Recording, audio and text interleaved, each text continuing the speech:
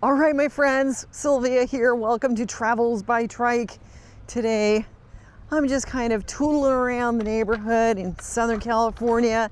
It's a beautiful day, and I want to do a video, something that I have been thinking about for many, many years. Come on, Myrtle. Let's go. Yeah, so I have been thinking about this for many, many years, and I actually wrote about this on my blog, and it may make more sense in a blog. It's just that people don't really read blogs, and you can find the address for my blog in the description of all my videos, and it may be clearer to actually see what I'm talking about there, so you might want to take a look at that. But really what I want to talk about is, I think a lot of people know that over the last 5 years, I bought a truck and a trailer, and I've been driving all over the United States looking for paths and trails to ride on, and I have met a lot of people in the recumbent community. I have ridden with clubs and groups all over the United States. I have probably ridden with groups in more than 10 states. It's just been a fantastic experience. I also did a cross-country solo trike tour, and I had a lot of people follow me on that trike tour, and a lot of people reached out to me from the community. I had people open their homes, and it was really an amazing experience. So many of the people who opened their homes had never done that before. They didn't know me, and I found that to be really incredibly generous, and I think that the triking community is very special. It has been extremely warm and welcoming and generous to me over the years, and I really want to encourage everybody to experience this community as much as they can. And what I have come to see from riding with a lot of these different clubs and groups is it's a lot of the same people who go on club and group rides. And sometimes it's the same people that have been going on these club and group rides for 10, 15, even 20 years. And that was my first realization. And I thought, my goodness, we all know that trikes are selling. And so where are all the new riders? And I have a lot of experience with riding in Portland, Oregon. I lived there for 20 years. It's where I worked. And there too, I am still a member of the Pacific Northwest Recumbent Cycling Group. It's a very active group. They have a Facebook page, and they post rides pretty much every week.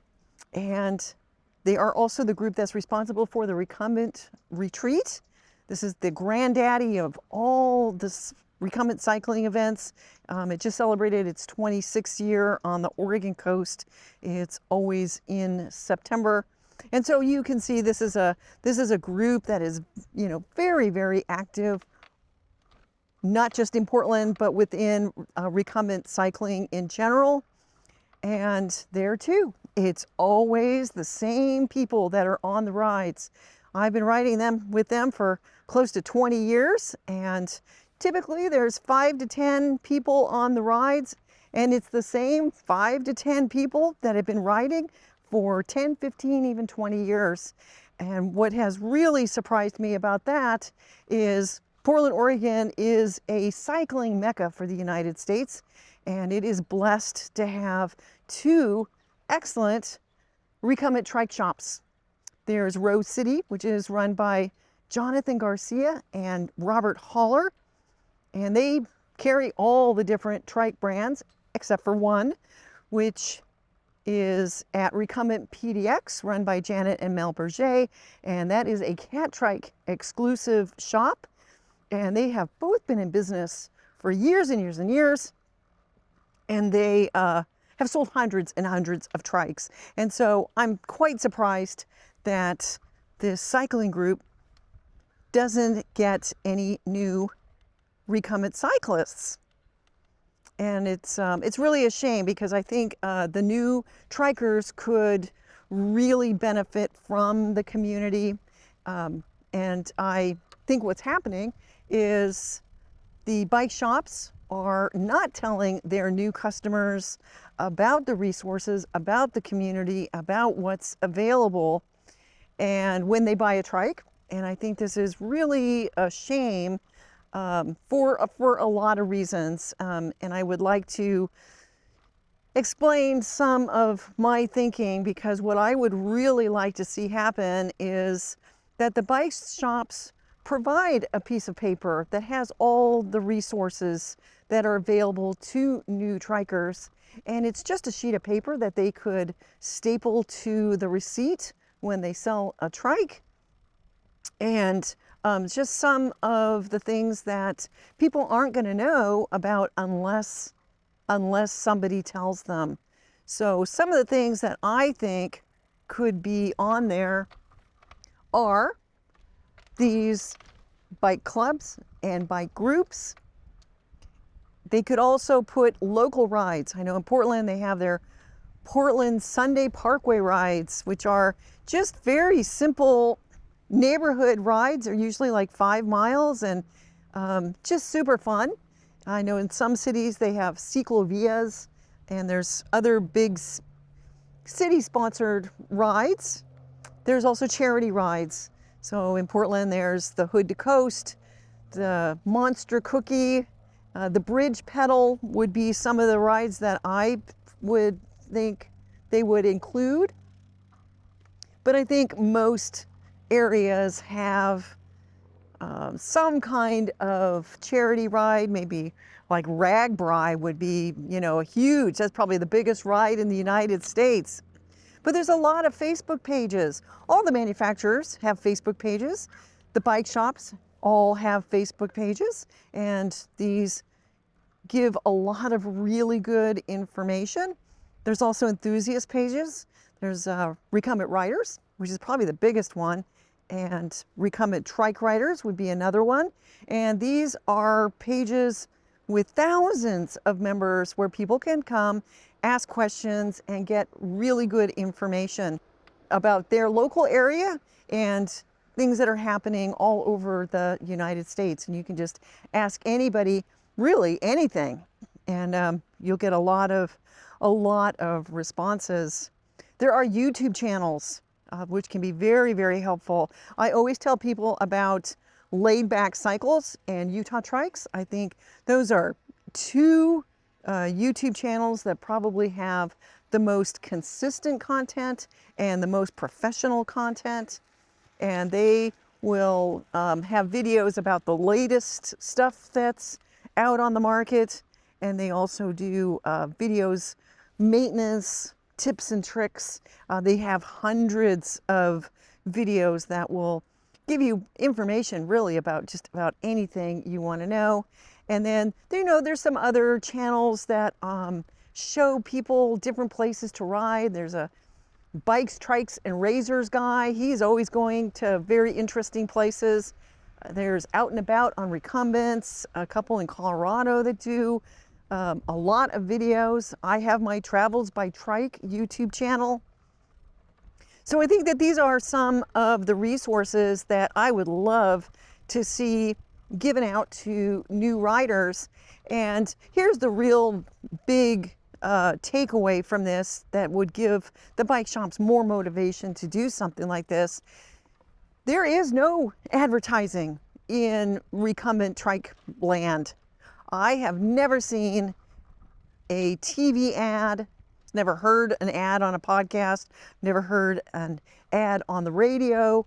I've never had to click to skip an ad on YouTube for anything to do with triking. And so I think the only advertising that this industry has, at least in the United States, are the people that are out that actually ride. And so it's really important for them to encourage everybody to ride as much as possible because it's the only advertising that they have. And so when we're out riding, you know, people in cars, if I'm out on the road, somebody's going to see it. They're going to say, what on earth is that? And that's really going to be their only exposure. I mean, why would anybody know about recumbent trikes unless they've seen one? Maybe they've gone with their buddies or family on a bike trail and they see some people riding trikes. I know if I'm stopped at the bathroom, it's very common that people will ask me questions, and I will always let people give them the opportunity to sit down on my trike, maybe even take it for a ride. And I know that when I first saw trikes, I did not get it. I thought three wheels seemed weird. That third wheel seemed excessive. And it wasn't until I actually sat down in a trike that I tried it and I could feel it, and I immediately, that's when I got it. And so I really like to have people ride as much as possible. Try it out. I also really want to encourage people to join two-wheel bike clubs. Most towns do not have recumbent bike clubs, but they often have two-wheel bike clubs. And I can tell you that without fail, every time I have gone on a bike ride with a two-wheel bike club, they always say you're more than welcome as long as you can keep up. And I have electric assist, as a lot of people call it, the great equalizer. I can pretty much keep up with anybody. And so I feel confident being able to go out and ride with two-wheel bike clubs. It's a little bit odd because the rhythm is different. With two-wheel bikes, whether it's upright or recumbent, they really have to concentrate on the road. They have to make sure that their wheel doesn't get caught in a crack or on the lip of the road, and so there's a safety concern, but they're really focused on the road ahead of them. There's no chatting. It's not a gabby ride like the usual trike rides. But I will tell you that they will see that you are having fun. They will see that you are not in pain. And every time I go on a two-wheel ride, I always talk about the things that I saw. And, you know, they're so concentrated on the road in front of them. They're looking at the fog line. They're not looking at what's happening around them. So I'm talking about the birds or the wildlife or things in the scenery that I saw that was cool.